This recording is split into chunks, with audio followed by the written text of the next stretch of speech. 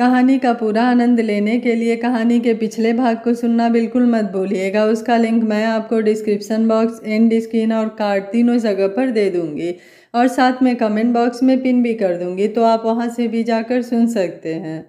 शेखर के दादाजी ने शिखा के साथ मिलकर अपने शहर वाले घर को महल सा सजा दिया था। हर तरफ रंग बिरंगे फूलों की भरमार थी। शेखर का खास दोस्त हर्ष आ गया था। हर्ष बंगलौर में रहता था, वो आर्मी में था। शेखर और हर्ष दोनों बचपन से आर्मी में जाना चाहते थे, पर दादाजी ने इसे आर्मी में जाने नहीं दिया, इसे अमेरिका भेज दिया। उसे वो दिन आज भी याद है जब वो दादाजी के पास आर्मी में जाने की बात कहने गया था। दादाजी, मेरा बचपन का सपना है, मैं आर्मी में जाना चाहता हूँ, 19 साल के शेखर ने दादाजी से कहा था। नहीं, तुम वो भूल जाओ, तुम हमारे खानदान के इकलौते बेटे हो जो तेरे पापा का बिजनेस संभाल सकता है। मुझे तेरे चाचा और उसके बेटों से कोई उम्मीद नहीं है। हमेशा की तरह वो चुपचाप चला गया था। तब उसने कॉलेज में एडमिशन ले लिया। यहाँ उसे तान्या मिली। उसे तान्या पहली बार में पसंद आ गई थी। वो थी ही इतनी अच्छी। वो कार से कॉलेज जा रहा था कि एक लड़की एक बूढ़ी औरत को कंधों से पकड़कर सड़क पार करा रही थी। उसके घने कंधे तक छोटे बाल उड़कर उसके चेहरे पर आ रहे थे। वो कार रोककर उसे ही देख रहा था। उसने कार के सामने से गुजरते हुए जाते जाते उसकी तरफ देखा और मुस्कुराकर सर झुकाकर शुक्रिया अदा किया।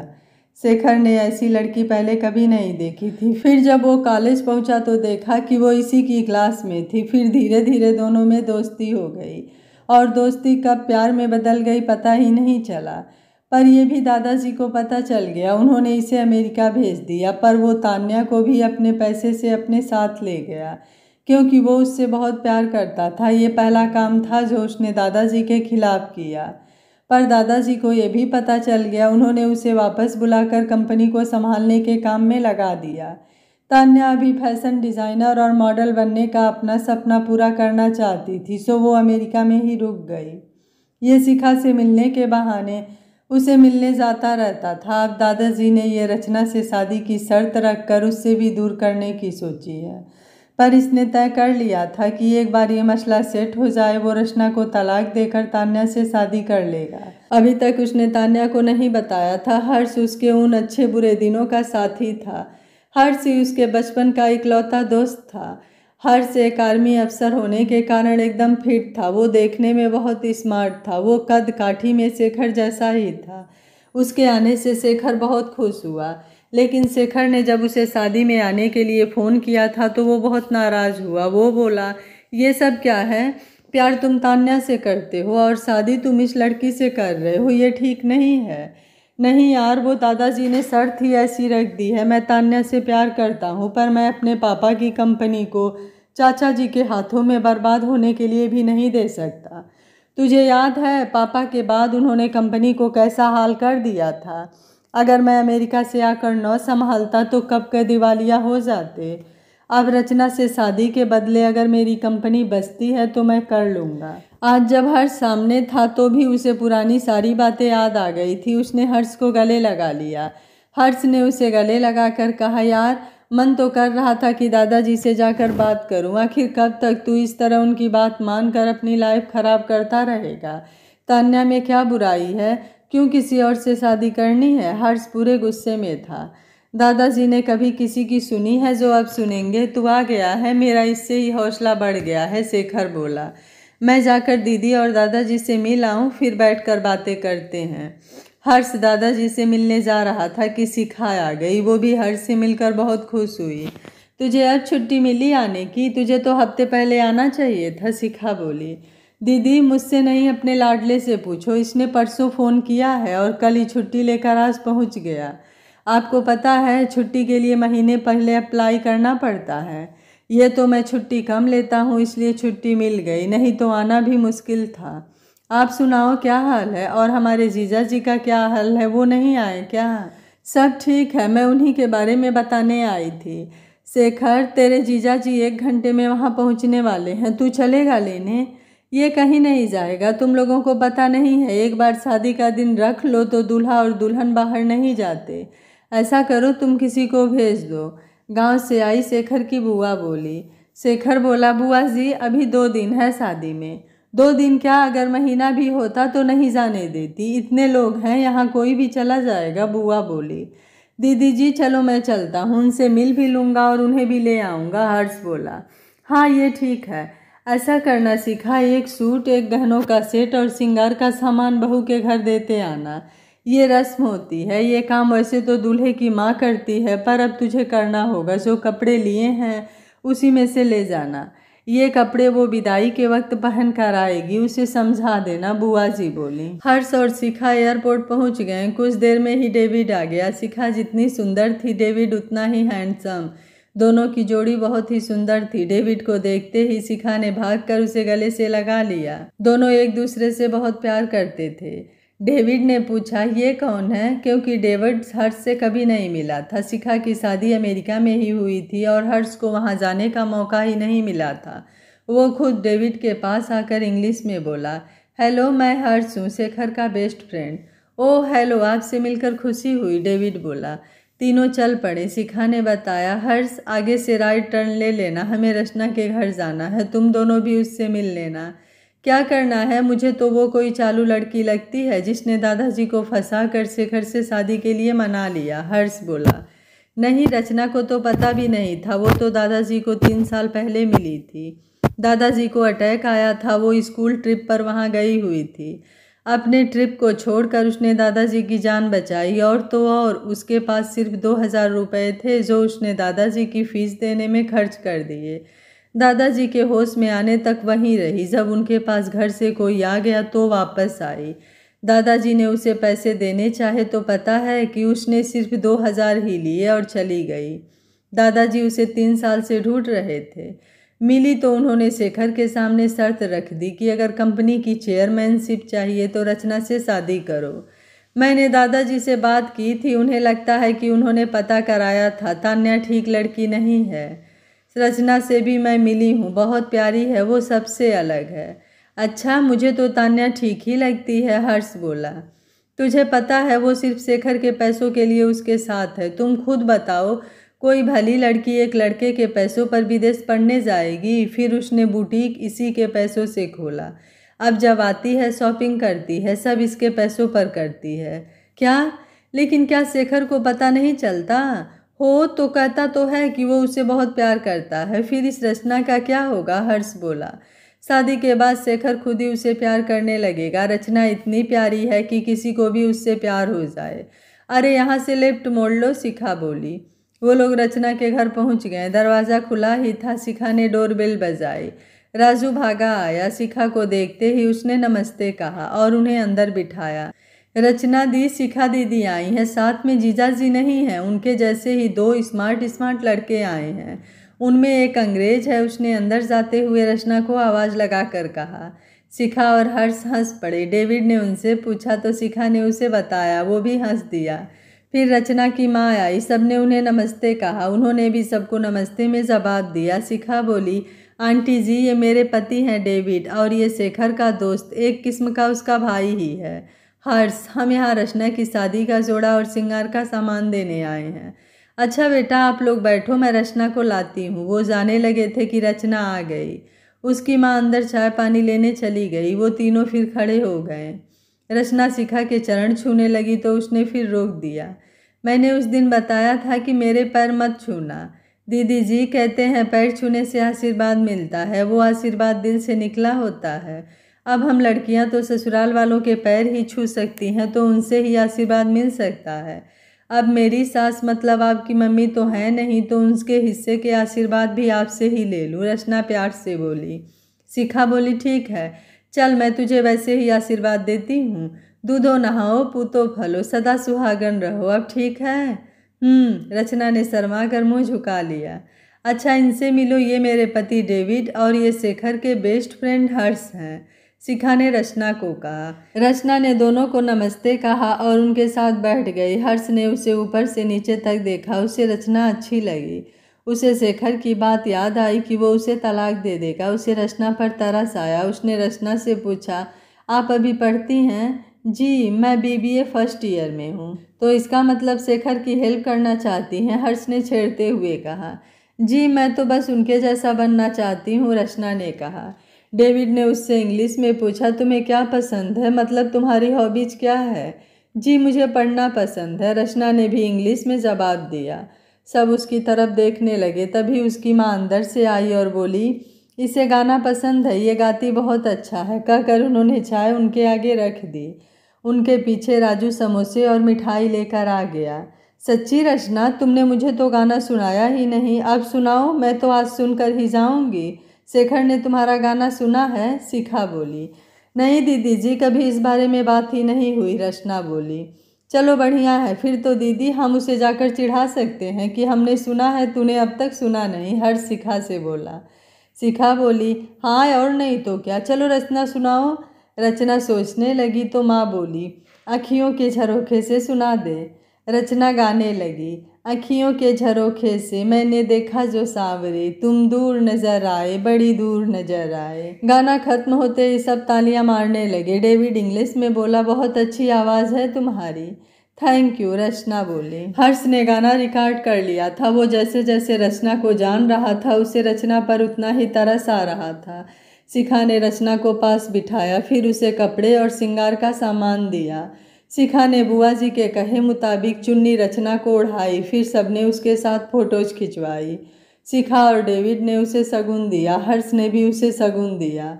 फिर रचना की माँ ने उन तीनों को शगुन दिया। तीनों ने बहुत मना किया, पर रचना की माँ बोली, रस्म है, माननी पड़ेगी। पूरी रस्में करने के बाद शिखा उन दोनों के साथ वापस चल पड़ी। रचना उन्हें बाहर तक छोड़ने आई। हर्ष पीछे मुड़कर उसे ही देखता रहा। वो कार में बैठते ही बोला, दीदी मुझे रचना से मिलकर अब शेखर पर बहुत गुस्सा आने लगा है। इतनी प्यारी लड़की को कोई कैसे धोखा दे सकता है? उसने तय कर लिया है कि वो इसे तलाक दे देगा। ये कोई बात थोड़े ही हुई, वो ऐसा कैसे कर सकता है? तुम चिंता मत करो, मैं ऐसा होने नहीं दूंगी। अगर मैं चली गई तो पीछे से उसका ध्यान रखने में तुम मेरा साथ देना, शिखा बोली। दीदी जी आप चिंता न करें, मैं इस मामले में आपके साथ हूँ। पहले मैं सोचता था कि रचना कोई खराब लड़की है, तो मुझे शेखर और तान्या से हमदर्दी थी, पर आपकी बातें सुनकर और रचना से मिलकर मुझे उन दोनों से नफरत हो गई है। शेखर अपने फायदे के लिए इसे बलि का बकरा बना रहा है, हर्ष बोला। डेविड उनकी बातें सुन रहा था, कुछ समझा कुछ नहीं समझा। उसने पूछा, ये तान्या कौन है? शेखर की गर्लफ्रेंड है, शिखा ढीली सी आवाज़ में बोली। वाट, उसकी ऑलरेडी गर्लफ्रेंड है तो वो रचना से शादी क्यों कर रहा है? This is not fair. Shekhar को ऐसा नहीं करना चाहिए, डेविड गुस्से में बोला। डेविड हम दोनों उसे समझा कर देखेंगे, हर्ष बोला। घर पहुंचते ही शेखर अपने जीजा जी से मिलने भागा आया। वो उसे गले लगा कर बोला, आप अब आए हैं, इतनी देर कहाँ लगा दी? मैं आप लोगों को देखने जाने लगा था। वो हम रचना के घर गए थे, बुआ जी ने कहा था कि कपड़े और मेकअप किट उसे देकर आनी है, सो वो देने गए थे, शिखा बोली। ओ, मुझे भी बता देते तो मैं भी चलता। वो बुआ जी ने तुम्हें मना तो किया था, हर्ष बोला। और वैसे भी जिस लड़की को तुम पसंद ही नहीं करते, शादी के बाद तलाक देने वाले हो, उसके घर बार बार जाना तुम्हें अच्छा लगता है क्या? क्या हुआ हर्ष, तुम इस तरह बात क्यों कर रहे हो? शेखर बोला। ये ठीक कह रहा है शेखर, जब तुम तान्या से प्यार करते हो तो रचना से शादी करके उसकी लाइफ क्यों खराब कर रहे हो? डेविड बोला। डेविड, मुझे रचना से कोई प्यार नहीं है और न ही दुश्मनी है, वो तो दादाजी ने शर्त ऐसी रख दी, उसी को पूरा कर रहा हूँ, शेखर बोला। लेकिन इसमें रचना का क्या कसूर है? तुम्हें पता नहीं है, असल में तुम्हें तन्या से प्यार ही नहीं है। अगर प्यार होता तो तुम दादाजी की शर्त कभी नहीं मानते, हर्ष बोला। बात प्यार की नहीं है, मैं पापा की कंपनी गैर जिम्मेदार हाथों में नहीं दे सकता। मैंने उन्हें इस कंपनी के लिए मेहनत करते देखा है। तुम सब मेरे अपने होकर रचना की साइड ले रहे हो, शेखर बोला। हाँ हम ले रहे हैं उसकी साइड, हम उससे मिलकर आ रहे हैं। वो शादी के लिए इतनी खुश थी, मेरा तो दिल ही दुखता रहा उसे देख देख कर। इतनी प्यारी है, तुम उसके साथ धोखा कैसे कर सकते हो? तुम उसे तान्या के बारे में सच बता क्यों नहीं देते, हर्ष बोला। तुम्हें क्या लगता है मैं उसे बताना नहीं चाहता, पर सब पता लगने के बाद अगर उसने ना कर दी और केशव से शादी कर ली तो जो 40% शेयर दादाजी ने उसे दिए हैं वो केशव के हो जाते और वो कंपनी अपने नाम कर लेते। पापा की सारी मेहनत बेकार जाती। शेखर कुछ देर रुक कर फिर बोला, तुम इस बात का भरोसा रखो कि मैं उसे कोई दुख नहीं दूंगा। उसे वक्त रहते बता दूंगा वो कौन सा मुझसे प्यार करती है। उसे सिर्फ अपना खूब बढ़ने का सपना पूरा करना है, जो मैं पूरा करवाऊंगा। देखो शेखर, तुम खुद इस मामले को ध्यान से हैंडल करना। वो बहुत ही सुंदर और बहुत ही क्यूट है, उसे तंग मत करना, डेविड बोला। काफ़ी देर वो शेखर से बहस करते रहे, फिर शेखर ने इन्हें मना लिया। तब हर्ष बोला, पता है रचना बहुत अच्छा गाना गाती है, हम उसका गाना सुनकर आए हैं। क्या? मैंने तो कभी सुना नहीं, मुझे तो पता भी नहीं है कि वो गाना भी गा लेती है, शेखर बोला। देखा, फिर यही तो है, तुझसे पहले हमने गाना सुन लिया। चल तू भी क्या याद रखेगा, ले ये सुन। हर्ष ने रिकॉर्डिंग ऑन करके उसे गाना सुनाया। शेखर ने उससे फ़ोन पकड़ लिया और गाना सुनने लगा। उसने वो अपने फ़ोन में सेंड कर लिया। शिखा हर्ष और डेविड को दादाजी से मिलाने ले गई। दादाजी ने दोनों को आशीर्वाद दिया और अकड़ कर पूछा, कैसी लगी मेरी पसंद रचना? दादाजी, बहुत ही अच्छी है। हमें डर है कि कल को कहीं शेखर उसका दिल ना तोड़ दे। अगर शेखर ने उसे छोड़ दिया तो? हर्ष बोला, तुम इस बात की चिंता मत करो, मैंने उसकी लाइफ सिक्योर कर दी है। मैंने अपने 40% शेयर उसको दे दिए हैं। शेखर उन शेयरों के लिए ही सही उसे छोड़ेगा नहीं। अगर छोड़ भी दिया तो वो शेयर उसके काम आ जाएंगे, दादाजी बोले। आप तो बहुत इंटेलिजेंट हैं दादाजी, डेविड बोला। दादा किसका हूँ? दादाजी हंसते हुए बोले। सब बैठकर शादी की बातें करने लगे। दादाजी, कल लेडीज संगीत है, आपको भी कुछ न कुछ करना पड़ेगा, शिखा बोली। डेविड, तुम जीजा जी हो, जानते हो इंडिया में जीजा जी वीआईपी होता है, उसकी बहुत रिस्पेक्ट होती है, हर्ष इंग्लिश में बोला। अब तो क्या खाक खातिर होती है, खातिर तो हमारे ज़मानों में होती थी। पता है, एक बार मैं तुम्हारी दादी के मायके किसी शादी में गया था। उनकी फैमिली हमसे भी थोड़ी गरीब थी। उनके घर में एक ही कूलर था। उस टाइम एसी सिर्फ अमीरों के घर में होते थे। उस जमाने में सब आंगन में सोते थे। उसके पापा वो इकलौता कूलर मेरे चारपाई के पास लगा देते थे। फिर मुझे गोभी की सब्जी पसंद थी, वो मेरे आने से कहीं से भी ढूंढ कर गोभी ले आते थे। हर काम में मेरी सलाह मांगते थे। उस जमाने में जमाई नाराज भी हो जाते थे, दादाजी बोले। हमारे टाइम में तो सब एक समान लगते हैं, पता ही नहीं लगता कौन घर का जमाई है और कौन बेटा, हर्ष बोला। शिखा, रचना को दे आई वो सब जो कृष्णा ने कहा था। हाँ दादाजी, सब करके आए हैं। दादाजी, मुझे तो रचना के आने का इंतज़ार है, जल्दी ये शादी हो और जल्दी ही वो अपने घर आए, शिखा बोली। शेखर इन सब से बेखबर अपने कमरे में बैठकर रचना का गाना सुन रहा था और खुद भी साथ गा रहा था। उसे पता ही नहीं कि और कितने गुड़ छुपाए फिरती है ये रचना। उसने फिर खुद को संभाला, नहीं, मैं क्यों उसके गाने सुनकर खुश हो रहा हूँ, मुझे खुश नहीं होना है। रचना का पूरा घर फूलों और लड़ियों से महक और जगमगा रहा था। रिश्तेदार आने शुरू हो गए थे। आज हल्दी की रस्म थी और बाद में लेडीज संगीत भी था। उसकी नानी, मामी, चाची, बुआ, मासी, उसकी कजिन और सहेलियां सभी हल्दी की रस्म में हिस्सा ले रही थीं। उसने हल्दी लगाई जा रही थी, साथ में हंसी मजाक भी चल रहा था। उसकी मामी की बेटी राधा बहुत ही मजाकिया थी। वो बोली, लो अब रचना को तो लग गई, कोई मेरे को भी लगा दे, मेरी भी शादी जल्दी हो जाए। फिर रचना की चाची की बेटी को बुलाकर कहती है, नेहा आज तू भी लगवा ले, जीजा जी देखकर खुश हो जाएंगी कि इतनी सुंदर सुंदर सालियाँ हैं। सबके मुंह पर हल्दी लगा दी गई। सब मस्ती मारने लगे। इसी तरह हंसी मजाक में हल्दी की रस्म पूरी हुई। फिर शाम को खूब नाच गाना हुआ। इनके घर तो घर की औरतों ने ही ढोलकी बजाकर नाच गाना किया। असली मजा तो ऐसे ही संगीत में था। रचना के दादाजी के तरफ की औरतें और नाना जी के तरफ की औरतों में मुकाबले हुए। पहले गाने का मुकाबला, फिर छंद सुनाने का मुकाबला, फिर नाचने का मुकाबला। ऐसे ही हंसी मजाक चलता रहा। तब सबने बुआ जी को सबका पसंदीदा गाना आलू बड़े करारे गाने को कहा।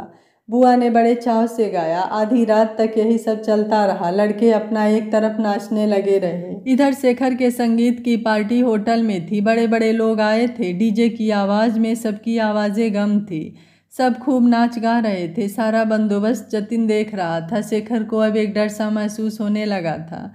उसे नहीं पता था कि वो क्यों घबरा रहा था। हर्ष, जतिन और डेविड को लेकर नाचने में मस्त था। शेखर ने अपने ज़्यादा दोस्तों को नहीं बुलाया था क्योंकि सब तान्या को जानते थे और वो नहीं चाहता था कि कोई रचना या तान्या को कुछ बताए। उसे अब भी यही डर सता रहा था कि कल को अगर तान्या को शादी के बारे में पता लगा तो वो क्या करेगा। पर दूसरे ही पल वो सोचता है कि तान्या कौन सा उसके साथ कमिटेड रिलेशन में है। उसने इतने सालों में कभी नहीं कहा कि वो इससे शादी करेगी, और न ही शेखर को कभी कहा कि तुम किसी और से शादी मत करना। ये सब इसकी तरफ से ही था। उसे कभी कभी लगता कि वो इस रिश्ते को अकेला ही निभा रहा है। फोन हमेशा यही करता था, वो बात बात पर लड़ती थी और मनाने भी यही जाता था। वो कभी अपनी गलती नहीं मानती थी। रचना के घर रात भर नाच गाकर सोए रिश्तेदार सुबह जल्दी उठकर तैयारियों में लग गए। हर तरफ भगदड़ मची थी। नहाने के लिए बाथरूम के बाहर लाइनें लगी थी। कुछ रिश्तेदार पड़ोसियों के घर ठहरे थे। रचना के माँ पापा ने पहले ही पड़ोसियों से बात करके रिश्तेदारों के ठहरने का बंदोबस्त करा दिया था। रचना, राधा दी और नीमा को राजू बहुत सुबह ही पार्लर छोड़ आया था। रचना तैयार हो रही थी। राधा और नीमा भी वहीं तैयार हो रही थी। रचना को बहुत अजीब सा लग रहा था। उसने कभी मेकअप नहीं किया था, ज़्यादा से ज़्यादा कभी क्रीम लगा लेती थी। आज पता नहीं क्या क्या लगाना पड़ रहा था। आंखों में आईलाइनर के कारण वो आंखें खोल नहीं पा रही थी। वो बार बार आंखें बंद खोल रही थी। राधा दी ने उसे समझाया तो उसने धीरे धीरे ऐसा करना छोड़ा। वो पूरी तरह तैयार हो गई थी। नीमा और राधा दी देखती रह गई। वो बहुत प्यारी लग रही थी। राधा ने उसके चेहरे को घूंघट से ढक दिया। अब वो और भी सुंदर लग रही थी। तैयार होने के बाद उन्होंने राजू को फ़ोन किया। सभी पैलेस पहुंच गए थे। राजू उसे भी सीधा पैलेस ले आया। उसने बताया, दीदी, सारे रिश्तेदारों ने ऐसा पैलेस नहीं देखा है। सब हैरान हैं कि पापा के पास इतना पैसा है। ये तो हमने बताया तो उन्हें पता चला कि पैलेस का खर्चा लड़के वालों ने किया है। रचना बोली, हाँ, पैलेस तो सच में बहुत सुंदर है। उसके लिए अलग कमरा था। राजू उसे नीमा के साथ वहाँ छोड़ गया। उसे हर कोई देखने आ रहा था। रचना की नज़रें अपनी माँ पापा को ढूंढ रही थी, पर वो नहीं आ रहे। काफ़ी समय बाद माँ आई। बेटी को दुल्हन बनी देख उनकी आंखें भर आईं। जब से बेटी पैदा होती है उसी दिन से हर माँ इस दिन का इंतज़ार करने लगती है। रचना की माँ भी हमेशा यही दुआ करती कि उसकी बेटी को अच्छा पति मिले, वो खुशी खुशी उसे विदा करे। पर आज उसे दुल्हन बनी देखकर मन में हौल सा उठ रहा था। उसके किसी और का हो जाने का डर और उन्हीं के घर चले जाने की बात सोचकर मन बैठा जा रहा था। वो अपने आंसू संभालते हुए बिना उससे मिले ही वापस निकल आई। वो नहीं चाहती थी कि उसे देखकर रचना रो पड़े। रचना ने पहले माँ को नहीं देखा था। जब वो बाहर निकलने लगी तो रचना ने देख लिया। उसने आवाज़ भी दी पर माँ चली गई थी। बाहर आकर माँ एक कोने में रोने लगी। रचना के पापा उन्हें ढूंढते हुए वहां आ गए। उन्हें देखकर उन्होंने पूछा, क्या हुआ? रचना को दुल्हन बनी देखकर रोना आ गया। बिल्कुल परी लग रही है, इतने प्यार से पाला उसे, अब ऐसे ही किसी और के हवाले कर देंगे। मन नहीं मानता जी, कहकर वो पापा के गले लगकर रो दी। देखो, चुप हो जाओ, ये तो एक दिन होना ही था। शुक्र करो भगवान का कि इतना अच्छा घर बार मिल गया है। अपनी रचना राज करेगी। रोते हुए उसके पापा ने माँ को चुप कराया। बाहर बारात के आने का शोर मच गया। सभी दरवाजे के पास इकट्ठा हो गए। शेखर दूल्हा बना बहुत जच रहा था। जतिन, हर्ष, डेविड और बाराती सब दूल्हे के आगे नाच रहे थे। बहुत ही शानदार बारात थी। फिर रिबन कटवाने के लिए नीमा, राधा, रचना की पड़ोस की फ्रेंड्स और कचिन राह रोककर खड़ी हो गईं। हंसी मजाक चल रहा था। उनकी तरफ से हर्ष ही ज़्यादा बोल रहा था। उसके साथ जतिन भी था। केशव बोला, अरे बारातियों की इज्जत तो करो, हमें अंदर तो आने दो। अच्छा जी, आ जाइए, हमने कब मना किया है। पहले यहाँ अंदर आने का किराया दीजिए। पूरे 21,000, न कम न ज़्यादा, नीमा बोली। सर, ये तो बहुत सस्ते में निपट रहा है, हम तो ज़्यादा सोच कर आए थे। जतिन शेखर के कान में धीरे से बोला। फिर लड़कियों से कहा, देखिए, पहले हमें बताइए आप लोग कितनी लड़कियां हैं। जी, 1 2 3 4, 9 लड़कियां हैं। लेकिन इससे क्या फ़र्क पड़ता है, नीमा बोली। फ़र्क पड़ता है भाई। अच्छा, अब ये बताओ 21 से ऊपर की कितनी लड़कियां हैं। शेखर के कान में हर्ष बोला तो उसने पूछा, जीजा जी, आपने पूछा है तो बता रहे हैं। हम में से 21 से ऊपर की 3 लड़कियां हैं। लेकिन आपने क्यों पूछा? राधा बोली।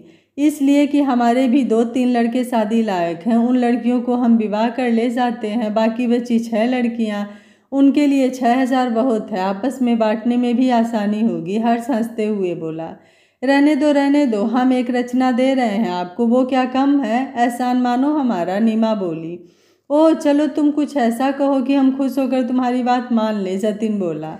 कुछ देर सोचकर राधा बोली, ठीक है फिर एक शेर सुनो। सब हैं एक से एक हैंडसम, बस अक्ल थोड़ी कम है। सब हैं एक से एक हैंडसम, बस अक्ल थोड़ी कम है। बाकी सारे नंबर 0 हैं, हमारे जीजाजी नंबर 1 हैं। राधा के सुनाते ही बाकी लड़कियां हुटिंग करने लगी। चलो ठीक है कहकर जतिन ने हर्ष को इशारा किया। उसने नोटों का बंडल शेखर को दिया जो उसने थाल में रख दिया। इस तरह वो लोग हंसी मजाक करते रिबन काटकर अंदर आ गए। अंदर आकर जयमाला की रस्म हुई। इसमें भी शेखर के दोस्तों का बोलबाला रहा। एक तो शेखर पहले ही लंबा था, उस पर उसके साथ हर्ष जैसा दोस्त था। हर बार जब रचना जयमाला डालने लगती हर्ष शेखर को उठा लेता। राजू और उसके बाकी कजिन रचना के पास और रचना को उठा लिया। इस बार जयमाला हो गई। सब हंस रहे थे, रचना भी हंस दी। रचना को देखकर शेखर भी हंस दिया। जयमाला की रस्म के बाद लोग खाने पीने में लग गए। फिर फेरों की रस्म हुई। इसमें काफ़ी समय लगा। दोनों ने 7 फेरों की कस्में खाई और जीवन भर साथ रहने का वादा किया। इस तरह उनकी शादी हो गई। सब और धूम थी। अब शिखा रचना के पास आकर बैठ गई थी। उसने अपनी सारी कजिन से मिलवाया। रचना की माँ और पापा दूर खड़े देख रहे थे। दोनों की आंखें नम थी। बचपन से जो उनकी बेटी थी वो आज किसी और की हो गई थी। वो हक जो वो उस पर अक्सर जमाते थे वो हक किसी और का हो गया था। हर माँ बाप अपनी बेटी को खुश देखना चाहते थे, पर आज वो ही बेटी को दूसरे के साथ ज़्यादा खुश देखकर एक जलन सी महसूस कर रहे थे। माँ पापा के कंधे पर सर रखकर रो दी। माँ बोली, हे भगवान, या तू पहले बेटी न देता या अब ये जुदाई का दिन न दिखाता। सबने रिश्तेदारों ने खाना खाया। रचना शेखर की फैमिली के साथ खाना खा रही थी। उसके माँ पापा दूर खड़े देख रहे थे। फिर वो अपने रिश्तेदारों को संभालने में लग गए। उन्होंने शेखर को कहा कि रचना की विदाई घर से होगी, इसलिए खाना खाकर रचना को घर ले आना। विदाई की रस्म करनी है। खाना खाकर शेखर के साथ रचना घर आ गई। शिखा, डेविड, हर्ष और जतिन भी उसके साथ थे। रचना के पापा ने शेखर को सोने का कड़ा दिया। शेखर ले नहीं रहा था तो पापा ने हाथ जोड़कर कहा, देखो बेटा जी, हमारे यहाँ रिवाज है कि जमाई को कड़ा डाला जाता है, तो ये ले लो, बाकी तो तुमने कुछ लिया नहीं। उनके कारण शेखर को कड़ा रखना पड़ा। फिर विदाई का वक्त आ गया। रचना के मामा मामी रचना को लेकर बाहर कार तक लाए। रचना मामा जी को देखकर ही रो पड़ी थी। सब उसे देखकर रो पड़े। माँ, पापा, राजू, सबका रो रो कर बुरा हाल था। रचना सबको गले मिलकर जोरों जोरों से रो रही थी। शेखर का दिल भी भर आया था। शिखा और दादाजी तो रो ही पड़े थे। किसी तरह रचना को कार में बिठाया। कार को पापा, राजू और उसके बाकी भाइयों ने धक्का लगाया। दादाजी ने कार के ऊपर से सिक्के उछाल कर फेंके। कार में बैठी रचना पीछे खड़े माँ, पापा, राजू और राधा दी, नीमा और बाकी सबको देख रही थी। सब कुछ दूर और दूर होता जा रहा था। रचना रोए जा रही थी। शेखर ने उसके कंधे पर हाथ रखा। कार हर्ष चला रहा था। उसका भी मन रो रहा था कि ये कितने प्यार में रही है अब तक। शेखर ने कल को अगर इसे तलाक दे दिया तो क्या करेगी बेचारी। मगर दूसरे ही पल उसने अपना मूड ठीक किया कि कहीं शेखर बुरा न मान जाए। वो लोग घर पहुंच गए। उनके गृह प्रवेश की रस्में हुई। फिर दोनों अंदर आकर बैठ गए। सब नाच गाना करते रहे। सबने शेखर और रचना को भी नचाया। उन्होंने तुम मिले तो मिल गया ये जहां, तुम मिले तो हर पल है नया गाने पर डांस किया। बहुत ही अच्छे लग रहे थे दोनों। डांस खत्म हुआ तो दादाजी ने रचना को बुलाया और आशीर्वाद दिया और बोले, बेटा, मैंने सुना है तुम बहुत अच्छा गाती हो, हमें भी कोई गाना सुना दो। रचना बड़ों की इज्जत करती थी। उसने माइक लेकर शेखर की तरफ देखा और गाना शुरू किया। सारे निस्ते नाते तोड़ के आ गई, ले मैं तेरे वास्ते सब छोड़ के आ गई। लिख दी है तेरे नाम प्यार भरी अर्जी, दुख देना सुख देना आगे तेरी मर्जी। हो तुझसे नसीब को मैं जोड़ के आ गई, ले मैं तेरे वास्ते सब छोड़ के आ गई। पूरे गाने में रचना ने आंखें ऊपर नहीं उठाई। वो मुंह नीचे करके गा रही थी। सबकी नज़रें उस पर टिकी थी। शेखर भी उसकी तरफ ही देख रहा था। वो बहुत अच्छा गा रही थी। शेखर एक एक शब्द सुन रहा था और उसे साफ लग रहा था कि ये गाना रचना उसके लिए गा रही है। उसे गाने में भी सच्चाई लगी। उसे लगा सच में रचना एक मेरे लिए अपना घर परिवार सब कुछ छोड़कर आई है। अब मुझे उसे कैसे रखना है ये सोचना है। मैं उसे कभी दुख नहीं दूंगा, हर ख्वाहिश पूरी करूंगा, इसे किसी चीज़ की कमी नहीं होने दूंगा, दुनिया की हर चीज़ उसके कदमों में लाकर रख दूंगा। शेखर को खुद से ही नफरत सी हुई। वो कैसे इतनी अच्छी लड़की को धोखा दे सकता है। नहीं, मैं धोखा नहीं दे रहा हूँ, मैं इससे बात क्लियर कर दूंगा, उसने तय कर लिया था। सभी रचना को घेरे बैठे थे। शिखा दीदी बोली, रचना, हम कुछ दिन में चले जाएंगे, दादाजी और शेखर का ध्यान रखना। हाँ, और अगर शेखर ने कभी तंग किया तो मुझे बताना। हाँ रचना, हम हमेशा तुम्हारे साथ हैं, डेविड बोला। अरे दीदी, डेविड आप तो दूर हैं, रचना मुझे एक फ़ोन करना, इस कमीने को तो मैं बताऊंगा, हर्ष बोला। जतिन बोला, सर ऐसा नहीं करेंगे, बहुत ही अच्छे हैं, लेकिन आपको कभी भी ज़रूरत पड़े तो मैं आपकी सेवा में हाजिर हो जाऊंगा। अरे अभी अभी मैं जिंदा हूँ, इसकी क्या मजाल कि ये रचना को कुछ कहे, मैं इसकी टांगें नहीं तोड़ दूंगा, दादाजी बोले। शेखर जो बैठा इनकी बातें सुन रहा था वो बोला, कमाल है, आप सबने तो पार्टी ही बदल ली। सुना था कि शादी के बाद बेटी पराई हो जाती है, पर यहाँ तो शादी होते ही आपने अपने बेटे को ही पराया कर दिया। आप सब तो रचना को ऐसे कह रहे हो जैसे मैं पता नहीं कितना बुरा बंदा हूँ, रोज इसे मारूंगा पीटूंगा। सब हंस पड़े। दादाजी बोले, क्या करें, दोनों में से जो कमज़ोर है उसी की तो हेल्प करेंगे। ये तेरे लिए भी वार्निंग है, इसे तंग मत करना। कुछ देर सब ऐसे ही बातें करते रहे। रचना से सबने उसके बचपन और परिवार के किस्से सुने। रचना ने भी सारी बात बताई, कुछ भी नहीं छुपाया। अपने बचपन की बात बताते बताते रचना रो दी। उसके साथ सब भी भावुक हो गए। शिखा की आंखें भी नम हो गई। चलो चलो, बहुत रात हो गई है, चलो अब सब आराम करो और रचना को भी आराम करने दो। शेखर, जाओ बेटा, रचना को भी ले जाओ, आराम करो, दादाजी बोले। सब अपने अपने कमरे में चल दिए। शिखा, डेविड और हर्ष तीनों ने शेखर की तरफ बहुत ही दर्द और रिक्वेस्ट भरी आंखों से देखा, जैसे उससे कह रहे हो कि रचना को धोखा मत देना। शेखर ने रचना का हाथ पकड़ा और दूसरा हाथ कंधे पर रख कर कहा, चुप हो जाओ, कल ही जाना है घर, मिल लेना सबसे, रो मत, पहले ही बहुत रोई हो, तबीयत खराब हो जाएगी, कहकर उसने रचना के आंसू पोंछ दिए। दोनों कमरे में आ गए थे। अंदर से बहुत ही अच्छी खुशबू आ रही थी। उसने देखा कि सारा कमरा फूलों से सजा हुआ था। वो देखकर शर्मा गई। उसे नीमा और राधा की बातें याद आ गई। वो मजाक करते हुए कह रही थी, पता है सुहाग रात पर क्या होता है? कमरा फूलों से सजाया जाता है, बेड पर भी फूल ही फूल होते हैं। तुम घूंघट में बेड पर बैठी होगी और शेखर आकर तेरा घूंघट उठा देगा। फिर रचना को उसकी बातें याद आई तो उसका मुंह शर्म से लाल हो गया। वो दरवाजे के पास ही खड़ी सोचे जा रही थी। शेखर ने उसे कहा, आ जाओ रचना, अब से यही तुम्हारा कमरा है, कहकर उसने उसे बेड पर बिठा दिया। रचना चुप थी। शेखर फिर बोला, देखो इस अलमारी में तुम्हारे कपड़े हैं, बदल लो। तुम्हें भूख तो नहीं लगी? कुछ मंगवाऊँ तुम्हारे लिए? नहीं, मुझे भूख नहीं है, रचना बोली। अच्छा सुनो, अगर भूख लगे तो इस फ़ोन को उठाकर ऑर्डर कर देना, खाना आ जाएगा, शेखर बोला। ये लो, कहकर उसने अलमारी खोली। रचना देखती ही रह गई। ये अलमारी नहीं, पूरा कमरा था, जिसके चारों तरफ उसके लिए कपड़े टंगे थे। एक तरफ सूट थे, एक तरफ साड़ियाँ, एक तरफ महंगे गाउन थे। रचना कपड़े देख रही थी। उसने शेखर से पूछा, ये कपड़े आपने लिए? नहीं, मुझे ये लेने नहीं आते, दीदी ने लिए हैं, शेखर बोला। ओह, कहकर उसने एक नाइट सूट लिया। उसके कपड़े बहुत भारी थे। उसने सोचा कि बाथरूम में गीले न हो जाएं, इसलिए वो चुन्नी वहीं उतार कर रखने लगी। पर चुन्नी में पिछली तरफ पिन लगे थे। उसका हाथ नहीं जा रहा था। वो कोशिश कर रही थी।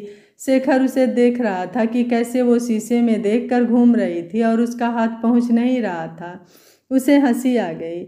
इसमें हंसने की क्या बात है? एक तो मुझसे खुल नहीं रही, ऊपर से आप मजाक कर रहे हो, रचना ने मुंह बनाकर कहा। ओह सॉरी, पर मुझे हंसी पता है क्यों आई?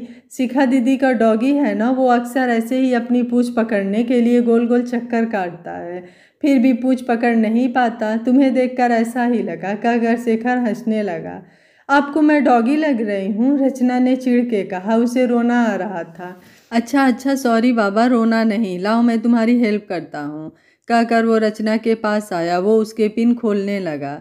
दोनों बहुत करीब थे। दोनों की दिल की धड़कन तेज हो गई थी। रचना हिलने लगी। हिलो मत वरना पिन चुभ जाएगी, फिर मुझे दोष दोगी कि जानबूझकर मारी है। शेखर खुद को नॉर्मल रखने की कोशिश करते हुए बोला। रचना कुछ नहीं बोली। चुन्नी के पिन उतरे तो वो नीचे गिर गई। रचना ने एकदम दोनों हाथ आगे गले पर रख लिए और उसने सर झुकाकर खड़ी हो गई। शेखर ने चुन्नी उठाकर उसे साल की तरह उड़ा दी। फिर रचना को देखकर वो बोला, तुम ड्रेसिंग रूम में जाकर चेंज कर लो, अब हमें एक साथ रहना है तो ऐसे हालात तो होंगे ही। उसने रचना को पकड़कर ड्रेसिंग रूम में किया, फिर उसका नाइट सूट उठाकर उसे दे दिया और खुद वहीं कपड़े चेंज करने लगा। कुछ देर में रचना कपड़े बदल कर आ गई। उसने देखा कि शेखर बेड पर बैठा था। वो भी धीरे धीरे जाकर बेड के एक किनारे पर बैठ गई। उसे घबराहट हो रही थी। वो अपने जीवन में पहली बार रात किसी के साथ गुजार रही थी, वो भी किसी आदमी के साथ। शेखर उसकी घबराहट समझ गया। वो बोला, रचना तुम्हें मुझसे डरने की ज़रूरत नहीं है, यहाँ आराम से बैठो। देखो, अपनी शादी हमने एक डील के तौर पर की है। मैंने एक फ़ैसला किया है कि हम ये रिश्ता दोस्ती से शुरू करते हैं, एक दूसरे को अच्छी तरह जानने की कोशिश करते हैं। जब दोनों में दोस्ती होगी तो ये घबराहट नहीं होगी, धीरे धीरे एक दूसरे को जानने लग जाएंगे। उसके बाद पति पत्नी का रिश्ता निभाएंगे। तुम समझ रही हो ना मैं क्या कह रहा हूँ? जी मैं समझ गई। मेरे बारे में तो आप सब जानते हैं। मेरी लाइफ तो खुली किताब है। आप अपने बारे में बताइए, रचना बोली। मेरे बारे में भी तुम जानती ही हो, मेरी लाइफ भी खुली किताब की तरह ही है। शेखर उसे तान्या के बारे में बताना चाहता था, पर वो नहीं चाहता था कि ये उसे गलत समझे। सो उसने सोचा फिर कभी जब सब चले जाएंगे तब बता देंगे।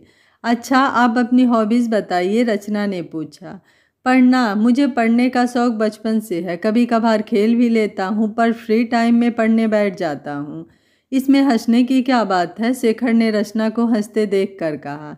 नहीं, गलत मत समझिएगा, असल में मेरी हॉबी भी पढ़ाई है, इसलिए हंसी आ गई। चलो, कुछ तो कॉमन है हम में, रचना बोली। फिर तो अच्छा है, मेरे पास बहुत सी बुक हैं लाइब्रेरी में, फ्री टाइम में पढ़ना चाहो तो पढ़ लेना, शेखर बोला। ठीक है, कल मैं अपनी बुक्स भी उठा लाऊंगी। मैं उन्हें कहाँ रखूंगी? बगल वाले कमरे में रख लेना। बाकी अब ये तुम्हारा घर है, जहाँ चाहे रख लेना। अच्छा, आप सो जाओ, सारा दिन की थकी हुई हो। अगर मेरे यहाँ सोने से दिक्कत है तो मैं सोफे पर सो जाता हूँ। नहीं, कोई बात नहीं, इतना बड़ा बेड है, आराम से सो जाएंगे दोनों, कहकर वो चादर लेकर लेट गई।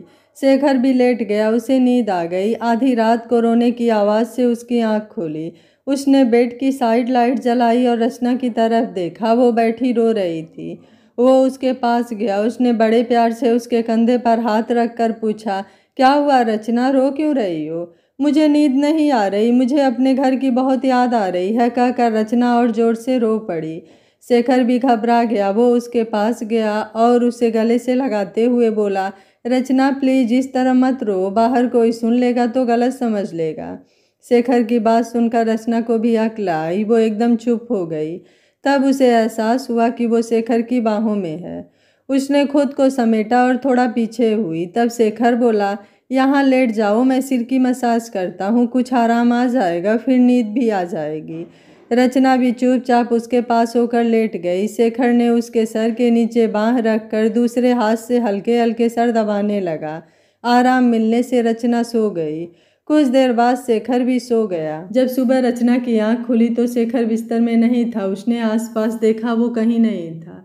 वो उठी और वॉशरूम चली गई। वो नहा कर आई तो शेखर सोफे पर बैठा था। वो उसके पास आई और बोली, गुड मॉर्निंग, आप कब उठ गए? पता ही नहीं चला। मुझे तो और नींद आ रही है। तो उठी क्यों? अभी और सो लेती। आज मेरे घर नहीं जाना क्या? मैं कैसे सो सकती हूँ? कब चलेंगे हम? रचना बच्चों की तरह बोली। तुम्हें बहुत जल्दी है जाने की, अभी कल ही तो आई हो वहाँ से, शेखर ने उसे चिढ़ाने के लिए कहा। इस बात को आप नहीं समझोगे। अगर आपको अपना घर छोड़कर हमेशा के लिए और जगह जाकर रहना पड़े तो फिर आपको पता लगे। भगवान ने भी लड़कियों के साथ धोखा किया। इतने साल अपने माँ बाप के साथ रही, हर छोटी छोटी चीज़ को संभाला, घर का कोना कोना चमकाया, एक एक चीज़ जो उसकी थी, उसका कमरा, उसका बेड, उसका तकिया, उसकी अलमारी। वो माँ बाप जिनके लिए अपने भाई से लड़ती है कि ये मेरे हैं, फिर वो भाई जिसे उसने इतना लाड दिया, सबको एक पल में ही छोड़कर एक अजनबी के साथ अजनबियों से भरे घर में रहना पड़ता है। भगवान ने बहुत गलत किया है। बाप रे बाप, मैं तो समझता था कि तुम समझदार हो, पर अब पता चला कि तुम समझदार ही नहीं, बहुत ज़्यादा समझदार हो। अच्छा चलो फिर तैयार हो जाओ, पहले मंदिर जाना है उसके बाद घर चलेंगे, शेखर बोला। रचना एक बच्चे की तरह जिसकी मुराद पूरी हो गई खुश हो गई। वो जल्दी जल्दी तैयार होने लगी। वो तैयार होकर बाहर आई। कैसी लग रही हूँ मैं, ठीक है ना, कुछ ओवर तो नहीं है, ये झुमके पहनूं कि ये वाले? वो बड़े चाव से तैयार होते हुए बोली। अच्छी लग रही हो, ये लो ये सेट पहन लो, ये मुझे कल रात देना था पर मैं भूल गया, आप पहन लो, शेखर ने उसे डायमंड का सेट देते हुए कहा। रचना के चेहरे की खुशी से कुछ मायूस सा हो रहा था। ये वहाँ जाने के लिए इतनी बेचैन क्यों है? अपने घर जाने के लिए इतना सजने की क्या ज़रूरत है? कहीं ये वहाँ किसी को चाहती तो नहीं? नहीं, ऐसा नहीं हो सकता है। रचना तैयार हो गई थी, वो बहुत ही सुंदर लग रही थी। शेखर उसे देखता ही रह गया। कपड़े, गहने, मेकअप सब बहुत ही जच रहा था। वो बोली, चलो जल्दी, मुझे बहुत भूख लगी है, तुम वेट करो, मैं देख कर आता हूँ खाना तैयार हुआ कि नहीं, कहकर वो चला गया। कुछ देर बाद वो आया, उसके पीछे एक नौकर चाय लेकर आया। वो बोला, अभी आधा घंटा लग जाएगा, इतने में चाय पी लो। दोनों बैठकर चाय पीने लगे। फिर आधे घंटे बाद वो शेखर के साथ डाइनिंग रूम में आ गई। वहाँ कोई नहीं था। उसने शेखर की तरफ देखा। शेखर बोला, सब थके हुए हैं इसलिए उठे नहीं हैं शायद, सबको उठ जाने दो क्योंकि उन्होंने हमारे साथ मंदिर जाना है, उसके बाद ही घर जा पाएंगे। रचना का चेहरा बिल्कुल उतर गया। वो मायूसी से बोली, ठीक है चलो, इतने में तुम नाश्ता कर लो, शेखर बोला। नहीं, जब सब आ जाएंगे तब सबके साथ ही करूँगी, रचना अपने आप को सेट करके बोली। कमाल है, अभी तो तुम कह रही थी कि तुम्हें भूख लगी है, अब खा लो, शेखर बोला। जब घर में सारे हैं तो एक साथ बैठकर खाना खाना चाहिए, बड़े बुजुर्ग कहते हैं कि इससे आपस में प्यार बढ़ता है, रचना बोली। तुम इन बातों को विश्वास करती हो? मैं तो नहीं मानता, शेखर बोला। बात वो नहीं है, कहने को कहते हैं लेकिन लॉजिक की बात यह है कि जब सब एक साथ बैठते हैं तो एक फ़ायदा होता है कि एक दूसरे की सूरत देखते हैं, जिससे पता लगता है कि सब ठीक है, किसी को कोई दुख तकलीफ तो नहीं है। दूसरे अपनी प्रॉब्लम हो तो वो शेयर कर सकते हैं। अकेले जो प्रॉब्लम सॉल्व नहीं होती उसे सारा परिवार मिलकर सॉल्व कर सकता है। दूसरा फ़ायदा, एक साथ बैठकर खाने से खाने का मन करता है। अकेला बंदा अगर किसी को भूख नहीं भी है, वो भी दूसरे को खाते देख उसकी भी भूख जग जाती है। तीसरे, अगर कोई बीमार है और नहीं खाता है तो दूसरों को पता चल जाता है कि वो बीमार है या उसे कोई तकलीफ है। तालियों की आवाज़ से वो एकदम घबरा कर मुड़ी। पीछे दादाजी तालियां मार रहे थे, उनके साथ ही शिखा, डेविड और हर्ष भी थे। उसने हैरानी से सबको देखा। दादाजी ने कहा, देखा, मैंने कहा था ना मेरी रचना कुछ ऐसा ही कहेगी। मानते हो शेखर, तुम कह रहे थे कि साथ बैठकर खाने से क्या होता है, अब पता चला, दादाजी कहकर हंस दिए। हाँ दादाजी, आपने ठीक ही कहा था कि रचना से पूछना। सच में इसने तो इतने फायदे गिना दिए। शेखर अपनी गर्दन झुकाकर उस पर हाथ फेरकर मुस्कुराता हुआ बोला। रचना ने सवालिया नज़रों से शेखर की तरफ देखा। उसे देखकर शेखर बोला, वो जब मैं नीचे आया था ना, कुछ देर पहले जब वो नीचे आया था तो डाइनिंग रूम में दादाजी और हर्ष थे। उसने पूछा तो पता चला कि ब्रेकफास्ट तैयार है, तो वो दादाजी से बोला, नाश्ता बन तो गया है, आप लोग कर क्यों नहीं लेते? बेटे, पहले सबको आ जाने दो, रचना को मैं ले आता हूँ, दीदी जीजाजी लेट उठते हैं, वो जब आएंगे खा लेंगे, साथ बैठकर खाने से क्या होता है, शेखर बोला। बेटा, ये बात तुम रचना से पूछना, मुझसे अच्छा वो समझाएगी। उसे ले आओ, देखना वो अकेले कभी नहीं खाएगी, दादाजी बोले। दादाजी चलो शर्त लगाते हैं, अगर उसने खा लिया तो शेखर जीता, नहीं तो हम, हर्ष बोला। लेकिन शर्त क्या है, शेखर ने पूछा। एक प्रॉमिस जो हम तुमसे अपनी मर्जी से मांग लेंगे, हर्ष बोला। जब दादाजी और हर्ष छुप गए और हर्ष ने दीदी को भी मैसेज करके बता दिया, उसके बाद वो सब हुआ। रचना दादाजी के चरण छूकर आशीर्वाद ले रही थी। शेखर की बात सुनकर उसने शेखर की तरफ देखा, फिर दादाजी की तरफ। दादाजी ने सिर हिलाकर कहा, मुझे पता था कि तुम ही इसे बता सकती हो। अच्छा, अब चलो खाना खा लो। दादाजी, सच में रचना बहुत ही सयानी है, मुझे भी आज पता लगा है कि साथ बैठकर खाने के कितने फायदे हैं, शिखा बोली।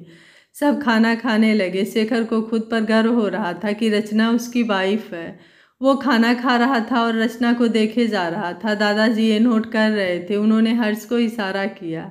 हर्ष ने शेखर की तरफ देखा। शेखर की नज़रों से पता चल रहा था कि वो रचना को पसंद करने लगा है। उसे खुशी हुई। खाना खाकर सब मंदिर गए। दादाजी ने दोनों को बताया कि कहाँ कहाँ माथा टेकना है।